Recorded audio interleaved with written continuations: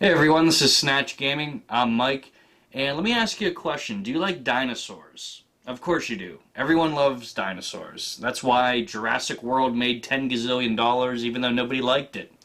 Now, what about dinosaurs that tote machine guns? Now, that's a winning combination for me. I don't know about you. So that's why I was always intrigued by the game Dinosaurs for Hire for the Sega Genesis.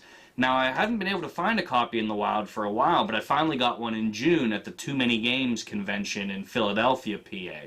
And the concept just really intrigued me, so I kind of figured this was a great idea for a game, and I wondered why it wasn't more widely known. I mean, right around 1990, there were turtles that jumped around like ninjas, there were cars that transformed into robots. This sounded like something that would fit right in, so I'm not sure why it died off and was never heard from again.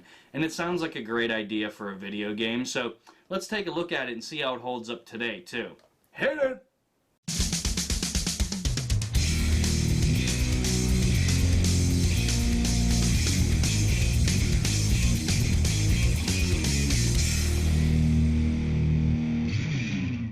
Dinosaurs for Hire was a comic book series where four dinosaurs, who are technically aliens, land on Earth and become mercenaries for hire, and it was created in 1988 by Tom Mason. I actually couldn't find much online about the guy. There's a blurry picture that may or may not be him, and it seems like he was a writer for Malibu Comics here and there. It's hard to exactly say what the trajectory of his career in comics really was. Regardless, Dinosaurs for Hire ran a grand total of 9 issues, which were published by Eternity Comics. It was later revived in 1993 after Malibu Comics absorbed the Eternity label, but lasted only 12 more issues. The IP was then sprinkled into the Protectors universe, whatever the hell that is, and then evaporated into nothingness. In 1993, during the book's second and final run, a game based on the series was miraculously released for the Sega Genesis. Odd considering how little interest there appeared to be in the IP itself. The game stars 3 of the 4 dinos that were featured in the comic, and how could you not like these characters? A T-Rex who wears a tuxedo, a Triceratops that loves fine dining, and a Stegosaurus who likes watching Charlie's Angels and kicking ass. This is pure gold! When the game starts, a huge brooding lizard scales a wall and knocks you off into the first level, or you can shoot it. There's a similar feel to Contra here, although the weapons are much more simplistic. You've got a standard shot rifle that can be upgraded to fire 2 shots and then 3, where it gets to be much like the spread gun in Contra.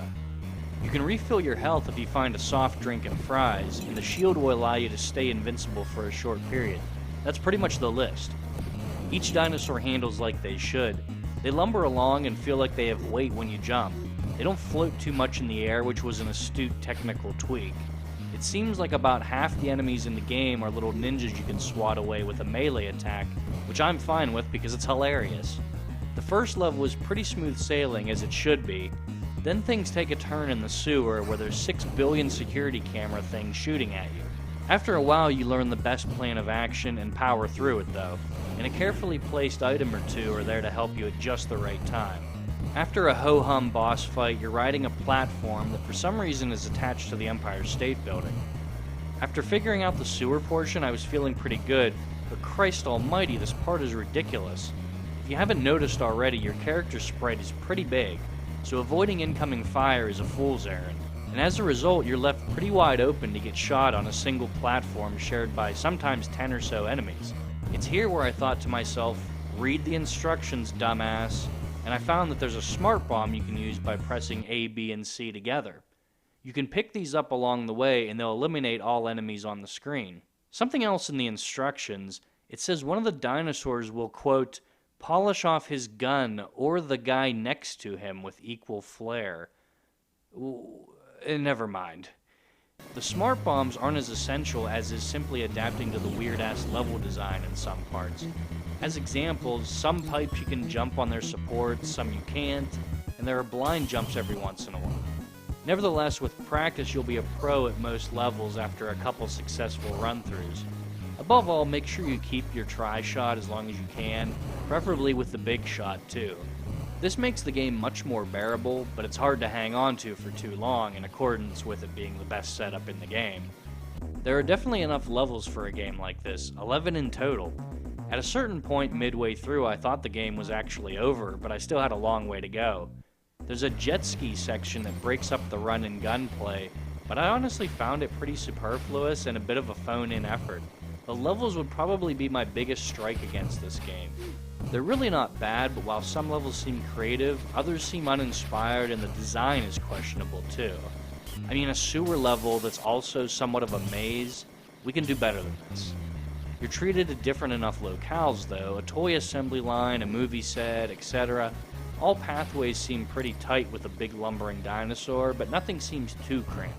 The next to last level is a bit of a marathon compared to everything that came before it, and you certainly won't feel like you didn't get enough game here. Keep in mind this is pretty simplistic gameplay, so you would hope that the levels would spruce things up enough to keep everything interesting.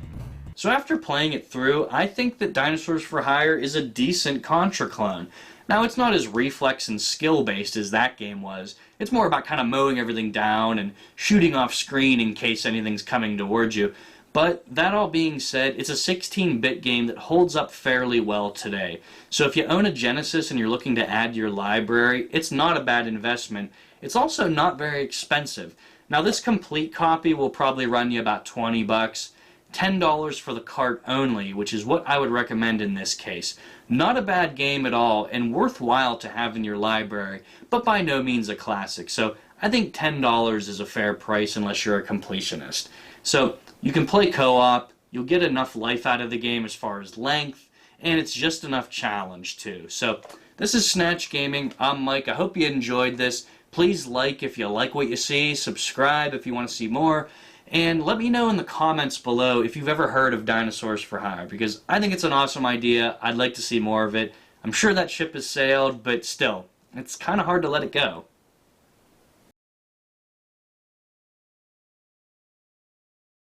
I mean, keep in mind, this was right around the 1990...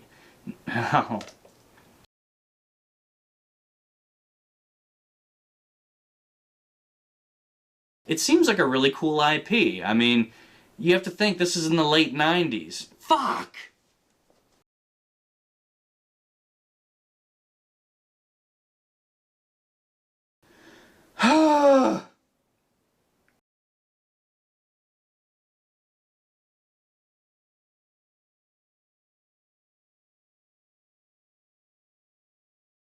Especially right around 1990 when turtles that dress like oh, fucking hell. Hey everyone, this is Snatch Gaming.